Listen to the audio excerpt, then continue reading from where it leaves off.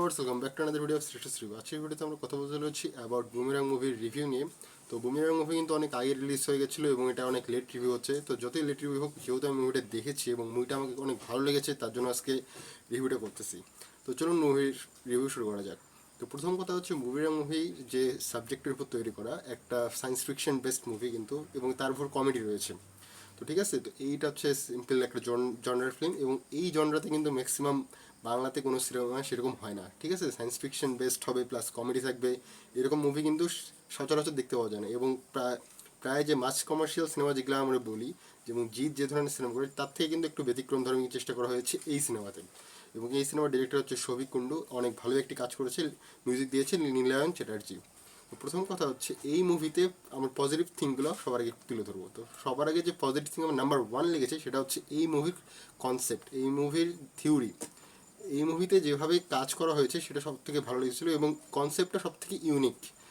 রোবটের উপর তৈরি করা হচ্ছে। এখন আপনারা তো অনেকে বলবেন যে তেরি বাতমে এসে উলঝা জিয়া, এই মুভিটাও কিন্তু এই একই সময় এসেছিলো। এখন আমি আপনাকে বলবো, এই দুটো মুভি একই টাইমে তৈরি করা, ঠিক আছে? একই টাইমে যদি তৈরি করা হয় দুই মুভি, তাহলে আপনি কখনোই এটা বলতে পারবেন না যে এই দুটো মুভি কপি, এই মুভি এটার কপি, এই মুভি এটার কপি। এটা ফ্যাক্ট না।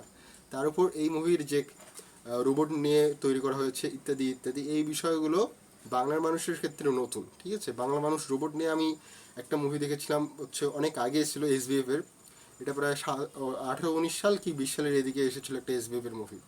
হ্যাঁ, সম্ভবত দেবের সাজবাজদের সাথে একটা মুভি এসেছিল SBF, যেটা একটু রোবট টাইপের ছিল। তো এই মুভিটা কিন্তু ওই টাইপের না, একটু ব্যতিক্রম কাজ করা হয়েছে। এখানে কমেডি রাখা হয়েছে, এবং আমাদের ডিরেক্টর এসে জিতকে তো সাধারণত আমরা মাছ কমার্শিয়াল হিরো হিসেবে চিনি। জিৎ আসছে মানেই হচ্ছে একটা অন্যরকম একটা ভাইব থাকে প্রত্যেকটা মুভিতেই। তো এই মুভিতে এরকম কিন্তু না, জিৎ কমেডি করছে এবং এখানে একটু হালকা ফ্যামিলি ড্রামাও রয়েছে, কিন্তু ওই রকম আপনি ফ্যামিলি ড্রামা বলতে পারবেন না যেরকম অন্যান্য সিরিয়াল মুভিগুলোতে হয়ে থাকে।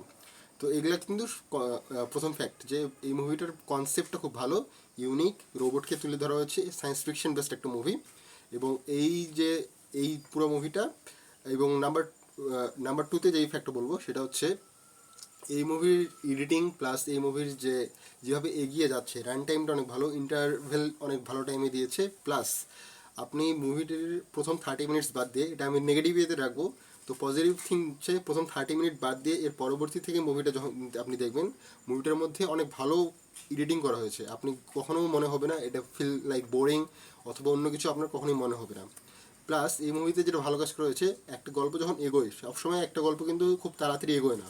এবং আমি আমার লাস্ট রিভিউতে একটা বলেছিলাম, বারে মিয়া ছোটে মিয়ার মুভি রিভিউতে, যে ওই মুভিটা খুব ফাস্ট এগিয়ে যাচ্ছিল, যার কারণে আমাদের দর্শকদের কিন্তু দেখতে বা বুঝতে একটু সমস্যা হচ্ছিল। এই মুভিতেও ওই সব রয়েছে, ফাস্ট যাচ্ছে গল্প, কিন্তু ফাস্ট যাওয়ার সাথে কোনো একটা জায়গাতে আবার স্লো হয়ে যাচ্ছে। ফাস্ট স্লো এরকম কিন্তু একটা মিক্সড করা হয়েছে, যার কারণে কিন্তু আমি বলেছি যে এই ধরনের যখন মুভি হবে, যখন ফাস্ট স্লো হবে, গল্পটা এইভাবে এগোবে, তখন কিন্তু আমাদেরকে পছন্দ লাগবে। ঠিক আছে, এটা হচ্ছে নাম্বার 2 ফ্যাক্ট। নাম্বার 3তে যেই ফ্যাক্টটা, সেই ফ্যাক্টটা হচ্ছে এখানে কোনো প্রথম যখন আমি জিদ্দার রিভিউ নিচ্ছিল অনেক ইউটিউবার, তখন কিন্তু অনেকে একজন বলে দিয়েছিল যে দেবদার ক্যামিও থাকতে চলেছে। তো আমি ফার্স্ট অফ অল দেখতে শুরু করেছি যে দেবদার কোথায় ক্যামিও রয়েছে। তো লাস্টে দেখি যে একটা পিকচারের ক্যামিও রয়েছে। এটা কিন্তু রুক্মিণী রিদ্ধির আইডি ছিল। তো যাই হোক এই যে এই আইডিয়াটা কিন্তু ভালো, দেব এবং জিৎকে সামনে আনা, বা সামনে ওইভাবে বলবো না, বাট অ্যাজ এ ফটো হিসেবে নিয়ে আসা হয়েছে, এবং এটাও কিন্তু বেশ দারুণ লেগেছে আমাকে। এবং আশা করি দর্শকরা যারা হলে দেখেছিল তারা কিন্তু অবশ্যই এটাকে এনজয় করেছে। তো এর পরবর্তীতে এই মুভির যে 4th নাম্বার যে পার্ট, যেটা আমার সবথেকে ভালো লেগেছে, এই মুভিতে আপনার ফ্যামিলিটা, আমরা যেরকম আমরা মুভি দেখি, ফ্যামিলিটা আমাদের জাস্ট ফ্যামিলি বেসড নিয়ে মুভি হয়, কিন্তু এই মুভিতে যে 4th পয়েন্ট, সেটা হচ্ছে এই মুভির কমেডিটা খুব ভালো ওয়ার্ক করছে। কারণ আপনি যখন দেখবেন, আপনাদের এই কমেডি যারা অ্যাক্টররা ছিল, রজত দত্ত থেকে শুরু করে যারা যারা রয়েছে, তাদের সবারই কিন্তু অনেক ভালো পারফরমেন্স এখানে লক্ষ্য করা গেছে। তাছাড়া এখানে জুনিয়র আর্টিস্টদেরকে ভালো কাজ করা হয়েছে। এরকম না যে আপনাকে পুরো মুভিটা আপনার জিতকে কেন্দ্র করেই চলতেছে বা অন্য কিছু না, এখানে আপনার জুনিয়র আর্টিস্টদেরকে ফোকাস করা হয়েছে, প্লাস অন্যান্য ক্যারেক্টারেরও একটা মূল্যও রয়েছে। ঠিক আছে, আপনার যে বাড়ি ঝাড় দিচ্ছিল উনি থেকে শুরু করে বাইরের প্রতিবেশী, সব কিছুই কিন্তু এই মুভিতে ভালো ওয়ার্ক করছে, এবং তারা ভালো অভিনয়ও করেছে। অ্যাজ এ জুনিয়র আর্টিস্ট বলতে পারি, তাদেরকে সাপোর্ট দেওয়া হয়েছে, তাদেরকে ভালোভাবে কাজ করিয়ে নেওয়া হয়েছে। তো এই জিনিসটা আমাকে খুব বেশ ভালো লেগেছে। এবং কমেডি পার্টটা তো বললামই, অনেক ভালো কাজ করেছে। এইসব জিনিস কিন্তু আমাকে বেশি ইন্টারেস্টিং করে তুলেছে এই মুভিটা পুরো দেখার পর। তো as a viewer, as a দর্শক যদি আমি বলি, এই মুভিটা first time, second time, third time দেখার জন্য কিন্তু দারুণ, ঠিক আছে। তো এগুলো ছিল হচ্ছে এই মুভির সব থেকে পজিটিভ পয়েন্ট। তো এবার চলে এসেছে নেগেটিভ পয়েন্টের দিকে। নেগেটিভ পয়েন্টের প্রথমে যেটা আমার লেগেছে সেটা হচ্ছে প্রথম 30 মিনিটস এই মুভিটার মধ্যে তেমন কিছু নেই।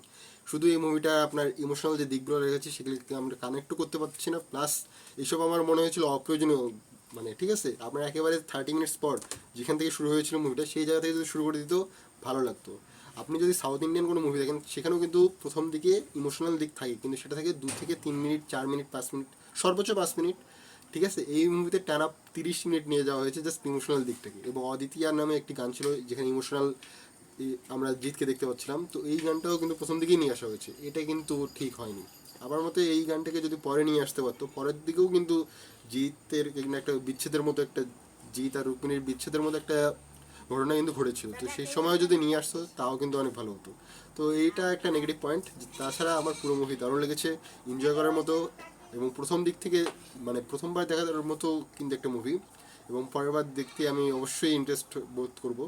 তো এটাই হচ্ছে আমার এই মুভির রিভিউ। তো আশা করি তোমাদের ভালো লেগেছে। যদি মুভিটা তোমরা দেখে থাকো তাহলে অবশ্যই কমেন্টস বক্সে জানাও, এবং হ্যাঁ, রিভিউটা কেমন লাগলো অবশ্যই সেটার কমেন্টস বক্সে জানাবা। আর ফ্রেন্ডস, চ্যানেল ভিডিও দেখা হচ্ছে বাই, এবং সাবস্ক্রাইব বাটনে না ক্লিক করে থাকলে এখনই সাবস্ক্রাইব করে দাও বস।